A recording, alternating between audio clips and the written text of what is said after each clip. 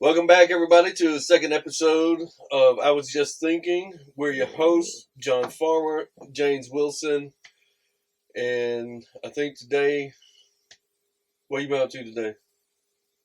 Man, I've just been working, jamming out. Couldn't do without the radio. Playing all the 90s music, like, constantly on this station. What channel? 99X, 99X. Atlanta, Georgia. Yeah, good alternative, right? Yeah, they play all the alternative, all the 90s rock, which I grew up on, so, I'm listening to that and working. I can do that all day. Yeah, I was teenage years was in the 90s. I started high school in 92, so, music was a huge influence during that time. Damn, I was born in 89, so, I'm still a 90s baby. I actually saw a meme earlier from Marvin from Home Alone. Yeah. And it says, if you were born before 1990, then you are this man's age as he was in the movie now. I just feel really fucking old there, being 35 at all. But no, 90s was still a huge influence on me. Or I guess the late half of the 90s, because I was just a baby in the early 90s.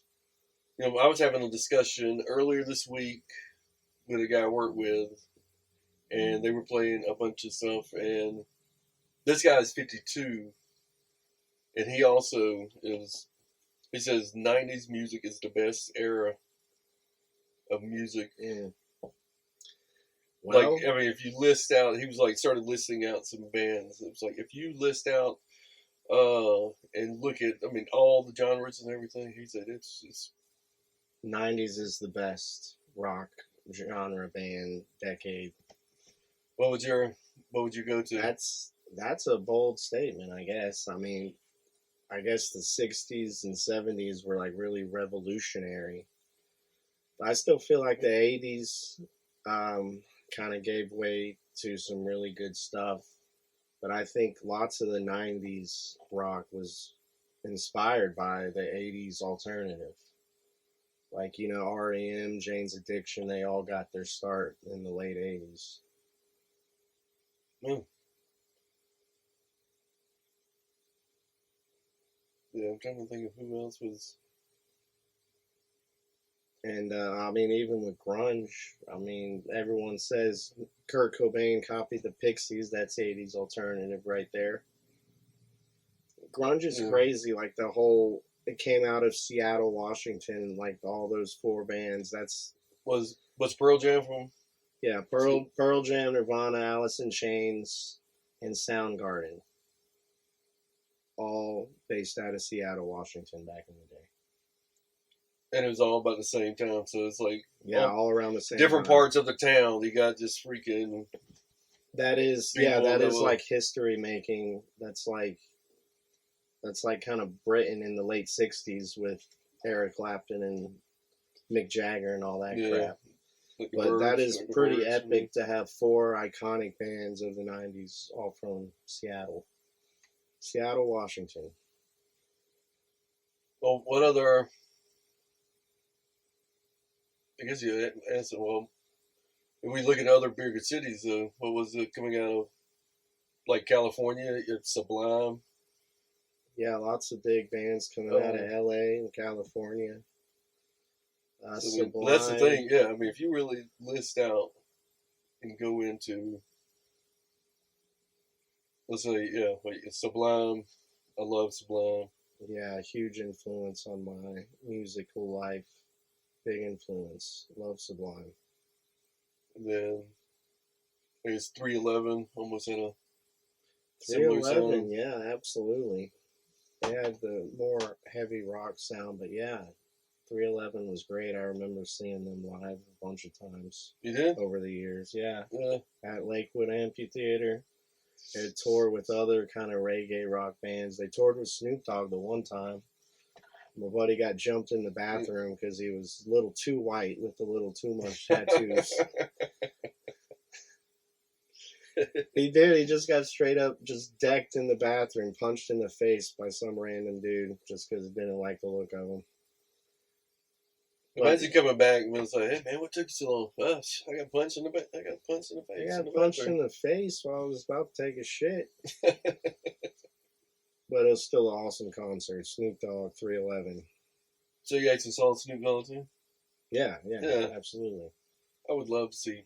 He actually came through this past year at Lakewood, but I couldn't find anybody to go. No So I was one want like, to go to the rap concert yeah, in I was like, Atlanta. man, come on. But I get Snoop Dogg, early mid '90s. I Oh remember yeah, Doggy even Style. Man, that I knew every word to every song the on '90s, the. like they kind of set off all the gangster rap, West Coast, East Coast style.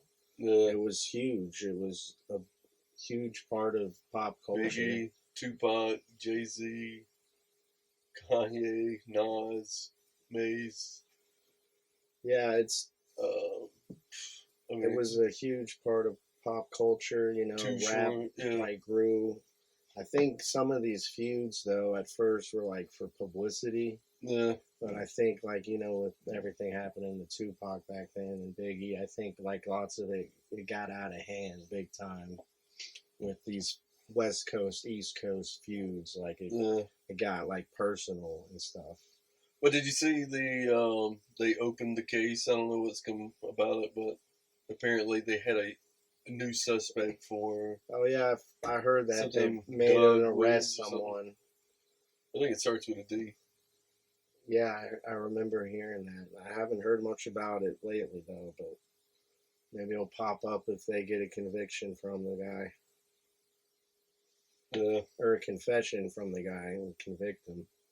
But yeah, that's really weird. It was kind of random to see that after like 20 something years later, yeah. Like, almost like 30 years later. Just saw that. I was like, oh, okay. but it makes you want. Goes into a whole different category. But what makes you wonder? What they found to. Yeah, that's something going to be on investigation discovery in a few years, probably.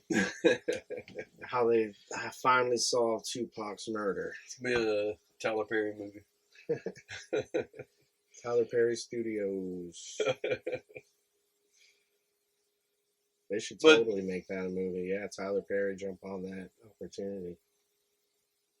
there we go. We're promoting it. You watch any of Tyler Perry stuff? Like a little bit of a couple of them. I've seen his acting. He's like really good actor. I don't watch much of his like TV shows or nothing though. Me and the kids every now and then there was a kid show they would watch. That was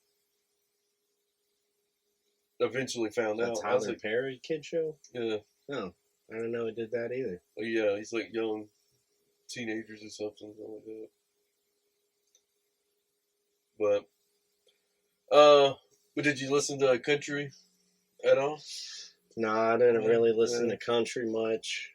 I remember scrolling past the country music station yeah. and just being like, nah, that's not for me. I did kind of um, get into like Johnny Cash for a while. He got popular when he started covering some songs back in early 2000s, I guess, late yeah. 90s. I think he's like generational. Yeah, exactly. But Yeah, still, though, with the 90s music, it seems like there was the big front wall of all the alternative and the popular rock, like grunge. There was also like the sub genres, the lesser known genres like metal, thrash metal, kind of coming to a close. And what else? The rise of death metal started in Europe. All that brutal shit. Like, yeah, I guess that kind of started getting big in the 90s. But yeah, because another big thing though, new metal. Is that how you pronounce it? New metal, Limp Bizkit, Korn, oh yeah, all oh those my god, guys. yeah, Huge part of the 90s. yeah. I love They would incorporate Deftones, Marilyn Manson, Tool. Tool's great, yeah. Yeah. Oh my god, I was listening to so much Tool. Nine Inch Nails. Yeah, no, there was So the '90s, yeah, they were Pantera. a very big deal. Yeah, Pantera was huge. That was like a whole nother world. Pantera fans, that was Yeah. crazy. I went to go see them this year. A couple, 2 or 3 months ago. I took a buddy of mine and we went to go see them. It was the first time ever seeing them, and they opened up with Lamb of God, and they're a little more. Oh, Lamb of God Yeah, open for them. yeah. Oh yeah, they're a lot more screamy But that drummer, and oh death my metal. God, that drummer. I mean, Yeah. yes, Listening to metal nowadays, it seems impossible for people to be drumming that. Like it's got to be on software. yeah, Like at least in the '90s, you can. It was like the single bass pedal, like do do do do do do do do. It seemed a lot more simpler back then, especially with new metal. It's just like rap and rock with some heavy guitar riffs. yeah, But that was a huge part of my tweens, my late childhood, my early teens, yeah. Limp Bizkit, Corn, all Oh that yeah, shit. But there's still a lot of rock bands too. They incorporate rap into their songs. 311, of course. Red Hot Chili Peppers too. They do plenty of little raps. And I think uh, the '90s kind of helped spawn all those branching out of different genres into music. Rock and rap, great combination. yes,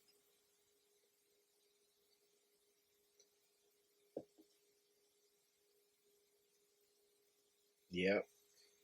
yeah. No, I was just trying to think of other bands that did a rock and rap combination. Cause I was listening the other day and Run DMC. They did a mix with Aerosmith. Aerosmith. Yeah, that Walk was This Way. huge back in the day. Yeah, I That was a big deal. remember that came out. Everybody. That's how I actually. I think that's how I actually found out about Aerosmith. It was like to Walk This Way, and I was like, oh. They said no, this is so and so. Back when MTV played Yeah. music videos. R.I.P. MTV. We loved you. Now it's just owned by ridiculousness. Yeah, it's Rob just Rob Dyrdek's. Dyrdek. Yeah, 24 hours a day. I still, yeah, MTV was a huge part of the music back in the '90s too. You relied on music videos, and of course TRL had all the pop, but they also had lots of the new metal. Corn, Limp Mm, Bizkit was always on there. Too. It wrecked MTV back in the day. It was huge. It was a huge deal. Eminem on MTV. Craziness, man. I guess that that's was like, like yeah. '99, 2000 though. But if you think about even pop, you have Britney Spears, um, Christina Aguilera. I don't know if you count like Jessica. I don't know who else. I'm thinking of Pop. Yeah, that's how all the little I listen to it. terrible Like music NSYNC. video. Yeah, all the terrible music videos you saw on MTV of pop bands, NSYNC, Backstreet Boys. Backstreet Boys. I tell you, a pop group I do love is TLC. They are awesome. Always love them. But like Chasing Waterfalls. Yes, TLC. Chasing Waterfalls was their biggest song. TLC's awesome. They got like a lot of R&B and pop to it. Always like my R&B go to. Like if I was like going on a date with a chick, something I'm trying to Some romance in music, yeah. work in. It was like a Brian McKnight or a little Usher. Yeah, I remember all that too, yeah. Yeah. All thanks to MTV. Turn on the thong song. Oh man, I was in 6th grade when that hit, and everyone was obsessed with like dyeing their hair like that, silver or Platinum. gold. It was so stupid, man. Terrible. But yeah, I remember that song. They don't play that much anymore though. good song. Thong song.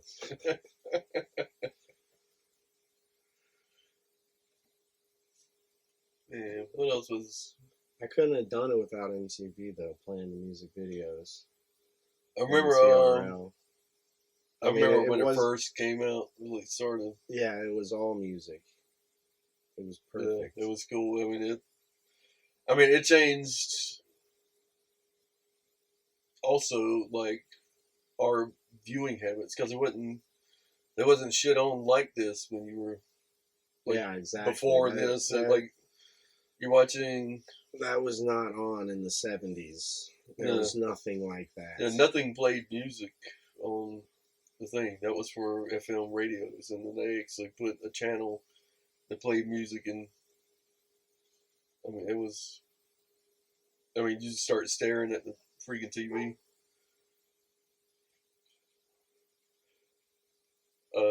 But yeah, we'd watch it for hours, and that was the thing. It was. I mean, Yeah. it actually. I I mean, it would, worked. yeah, I would sit there watching all the music videos, waiting for the rap videos to end to see occasional rock video. It's Yo MTV Raps. Yeah, I love that one. I still even liked MTV when they started playing shows like Real World, Road Rules. I like those shows. And what was the one that the lady or the girl would go into the person's room raiders? You would get it was a blind date based on the person going into your room and like snooping through all your stuff and like seeing if you would date that person. So a girl would be going through the guy's room like sifting through all their condom packs and porno packs and stuff. I love that show. That was huge back in the day. I think I was in middle school or something. The show I watched a lot was Remote Control. Was that on MTV? Yeah, it was. I haven't heard of that one. What's that? They would sit in these like lazy boys. There'd be 3 of them, and they'd either get dumped on. But it was like I forget the topics. I mean, I'd have to tell you, I don't remember what the topics were. But it's kind of like almost like a Jeopardy. Where like, you know what? I'll have this. I think it was like some old like screwed up TVs stacked on each other, and no, it was cool. I watched that one a lot. Well, you gotta hand it to MTV for at least coming out with some good iconic shows. Yeah. They had Punk'd. That was huge. You know, I didn't watch a couple Punk of them. Was huge. That was like maybe the best prank shows. Some of those were so elaborate and like well made. It was ridiculous. With MTV's they had a huge budget to like do all these pranks. It was crazy, dude. And what was another? Was Beavis and Butthead on MTV? Yeah. Boom, right there. Another iconic show MTV made. Thank you, MTV, for some of your TV shows. For proving to America that we will watch absolutely anything. I watched it too. So, one of my friends, like mom's boyfriend, he would listen to. There was a band called Motorhead. Ah, yeah. And he would just listen to that all day while he worked on his lawnmower. Because he Motorhead, that's fitting while he works on the lawnmower. He built racing lawnmowers. These things would go about like 40 miles an hour. He'd come around the corner and they had lawnmower races. So while he was working on his turbocharged lawnmower, listening to Metalhead, then he'd come inside when he was tired and just play Beavis and Butthead. Had it on, I don't know how, but every time it was on. That would be me at 40 if I was that age in the 90s. Yeah, for sure. But man, I love Beavis and Butthead. That was a great show. Did you watch the new episodes? They just came out? I've watched some of the new episodes. I think they're good. I really like them. I saw the new movie with like the multiverse thing, and it was pretty funny. It was hilarious. I remember going to the theaters to watch the first one, me and a bunch of friends, but I haven't seen the second one. Beavis and Butthead Do America. Yeah, that movie was amazing. I remember getting my mom to rent that for me and my cousin Drew when we were like 11 or 12 years old. Yeah. And she was a little hesitant, but we convinced her to let let us watch it. And I think it was about the time when Beavis and Butthead were talking to Bruce Willis's character about like killing his wife. He's like, I need you to do my wife. It was like, whoa, do her? My mom was like, all right, we're turning this off. And we begged her not to. Well, when she went to bed, we watched it anyway. And we got in huge trouble the next morning when we got busted. But another thing though, when we were kids, that fart scene at the campfire in the desert, that was one of the funniest. I might have died laughing a couple times when I was a kid. That was one of the funniest things ever. When they're wandering the desert, they meet their parents, their fathers, on their Harleys. Oh. Yeah. It's like, y'all want to see something cool? And he just like lights a fart with the campfire, and it's like a huge mushroom cloud. Like, fire, fire. Man. My favorite scene is when they're on the airplane and the stewardess or the flight attendant like reached down there, oh, you need some help?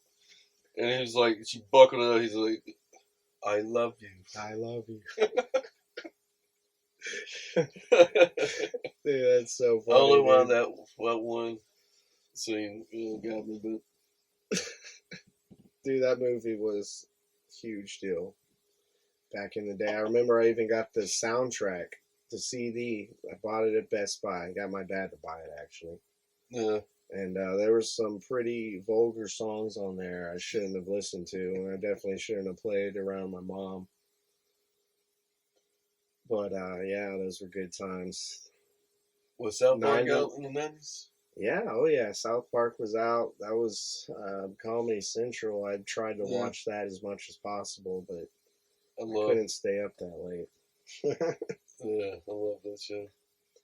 Yeah, I remember first hearing about that show. My cousin was talking to me about it, saying that every episode this kid in the orange coat dies, and they say, oh my god, he killed the kid's name, I can't remember. And then they say, you bastards. And we were like, oh my gosh, they cursed that guy on TV, son. That was a huge deal, too. Oh, yeah, and then they broke the record saying shit on television like a bunch of times. If you'd seen that episode, they said shit like almost 200 times. They had the Chinese restaurant where it was called, instead of the City Walk, oh, thank you for calling Shitty Walk. Yeah, Shitty Walk. And definitely found ways to that's borderline work things in. I mean, they played that's the legal language. Borderline racist too, but they get away with it somehow. They've always been able to get away with it. You can't cancel South Park, y'all. Y'all.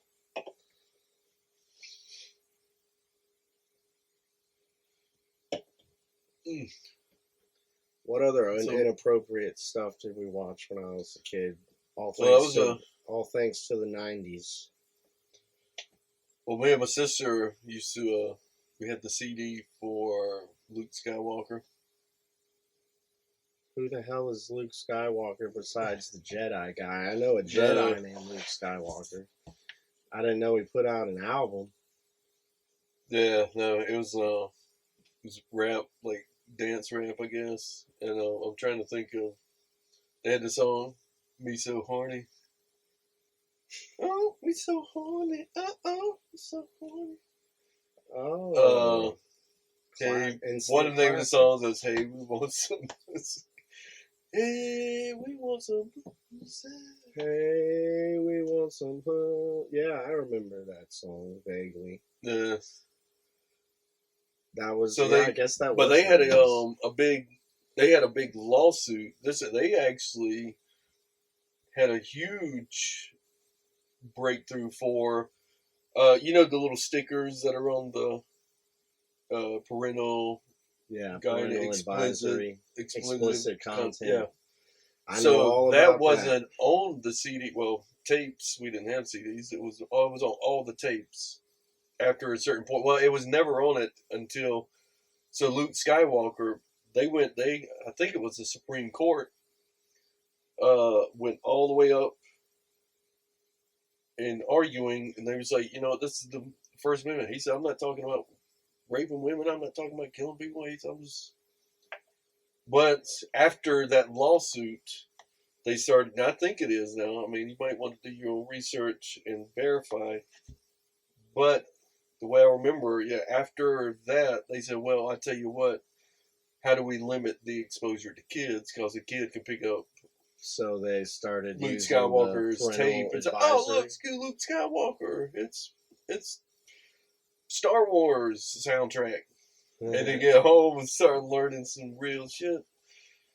That's some And real shit. but after that, yeah, they started putting that explicit content. Yeah. So people were able to cuss more in their albums because there wasn't, the old '80s rap didn't have that much cussing in it because they would kick you off the radio and then, hey, you know what? I'm not. You didn't get as much exposure, but once after that, it opened up a whole into the '90s. I think this was like '89 when this lawsuit was going on, something like that.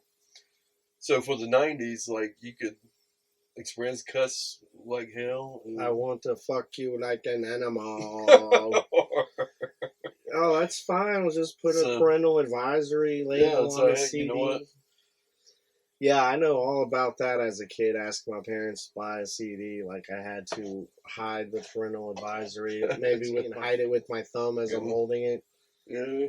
The best ones were it was just a sticker. When you could peel off the sticker, it was fine. If it's a sticker like on the plastic label, you just peel that off, totally fine. You never know. I remember even drawing over one with a Sharpie on one. I went so far as to draw over the parental advisory. It's part of the artwork. What are you talking about? That reminds me too of Eminem. I convinced my mom to buy me the censored version of Marshall Mathers LP. We were at CD Warehouse, RIP CD Warehouse, and the cashier was trying to cock block me pretty much. He was saying like the edited version still is really, really bad. Like it's so bad they even like took out a song and replaced it with another song. And I'm just like, shut up, dude, shut up. What the hell are you doing? The edited one was pretty bad because it was edited a lot. Yeah. Like even in the first song, "Kill You," it's like I didn't know what he was saying because "Kill You" was edited out. "Kill" was edited out. You couldn't understand what he was saying. But getting edited version of Marshall Mathers LP, that was a huge deal. But that one was too bad. I couldn't get around that one. I couldn't get the uncensored one. Had to settle for the edited version. Thanks, Mom. Did your mom ever give you the runaround about that was music? I got a lot of that as a kid in the 90s, like Green Day. We loved Green Day. My parents didn't like that. I kind of have a bone to pick about that. I remember the one Green Day song where I went to a whore. She said my life's a bore. I remember I was listening to that song. I showed my cousin Drew the song. So we played in front of our moms and they freaked the fuck out. So we have a sit down and they explained to me what that song is about. And I'm thinking like, well, I didn't know that before. Now I know what it's about. I know what a whore is now. You shouldn't have told me that. And I kind of look back on it now thinking like they shouldn't have told me that because it's in so many songs nowadays anyway. But I didn't realize how many songs in the 90s had that explicit lyrics like that. Jane's Addiction, talking about doing drugs, having sex. Red Hot Chili Peppers, talking about fucking all the time. Blood Sugar Sex Magic. I remember that Third Eye Blind song. It's like, do, do, do, do, do, do, do. Oh, that took me a while. That took me a while to realize they're talking about doing meth. I was actually friends with this guy who was a band teacher. He's like, hey, man, you know what they're talking about. Doing crystal meth will lift you up until you break. You won't stop. Young to the tick-tock rhythm. Dude, see, I played those songs all the time. My parents played them. It was perfectly fine. And I didn't know what it meant. But that one song by Green Day just pissed off my parents so much I couldn't listen to Green Day anymore. Boo. But no, I went through all of that as a kid with like couldn't listen to uncensored albums. Yeah. No, we It got was a big deal. Luckily, I was rolling into, but we didn't have to worry about it. We got all the. Still the 90s babies all the way. But I feel old now. I feel old. Because I'm starting to hear these songs on like classic rock channels now. I'm like, what the hell? I'm starting to hear my friends. I'm starting to hear my friends say like their kids started off a history paper saying like in the late 1900s. It's like, oh my gosh, it makes you feel old, right? In the late 1900s, there was a man named Bill Clinton. Born in the year of the Lord, 1900. But I feel like our generation too, we kind of like know what it's like without cell phones, without the internet. We were like right before then. We're going playing outside and doing cool stuff. I was like right there. I did a lot of dumb crap, so I would be on like ridiculousness. I would be in one of those videos. Oh yeah, and I've thought about that too. If we had cell phone videos, cell phone cameras back then, and recorded half the shit we did, it'd be a whole different story. Yeah. And same with some of my elementary school teachers. Yeah, I'll be recording some of them. They would have gotten fired a lot quicker. It's actually takes us to another thing for the 90s. The wrestling. I think that was about the best wrestling. I don't know if you watch wrestling. Yeah. Like The Rock and Stone Cold. But I bring this up because you were talking about having cell phone cameras. One of my things I used to do, I used to like elbow drop onto a bunch of things. I love wrestling. I was like, man, I got an elbow drop off this, like this dude's like little shed. Nice. Onto like the hood of somebody's car. Elbow drop someone off a roof. Elbow dropped onto a trash can. Yeah. Yeah. That was a big deal too. 90s wrestling. Yeah, I loved wrestling. Wasn't it called WWF or something back then? Yeah, WWF started building up. It was a WCW for a long time, and then WWF started picking up, and eventually, Hulk Hogan came over, Macho Man. I mean, there was a lot of people that jumped from WCW that sort of was the nail in the coffin, sort of, because, I mean, Ric Flair went over to WWF. Yeah. I mean, you lose that much dynamic, you left with a bunch of luchadors, I guess. Hell yeah, brother. Nah, I mean, put it like that. I mean, but even some of them, like Rey Mysterio, Eddie Guerrero, I think they went over too. But yeah, it was awesome. My favorite was, as I love The Rock. Yeah. And then Mick Foley. I don't remember who that is. I'm not very familiar with all the wrestlers, just like the real famous ones. Like The Rock, of course, Hulk Hogan. Well, sure. Mick Foley, he did a lot of like Japanese stuff where they put like barbed wire and stuff. Instead of having ropes, they have barbed wires, and they got like 204s with like light bulbs and glued to them, and staples in the middle, or the little push pins. Damn, that is brutal. Japanese shows are brutal. But the craziest thing... I definitely prefer watching that, though, for sure. Watch the Japanese one. But the craziest thing I ever saw him do is him and Undertaker were in this match. It was a cage match, and somehow they worked their way on top of the cage. Which, I mean, I think it's about 20 foot high. And throws him off. Obviously, he knew what he was about to do. So, but did the little thing where he slings him off the damn, the little announcer's table, Yeah, about yeah. 4 feet high. It's just a regular fold It's out a table. good thing those are all really flimsy tables because they get crushed on top of those a lot. But he threw him off the top of the cage. All right, even if we say 15 foot, off the top of the cage onto the announcer's table. I mean, this guy that's still pretty high. I mean, I think he said he shattered his shoulder and something. He really got screwed up.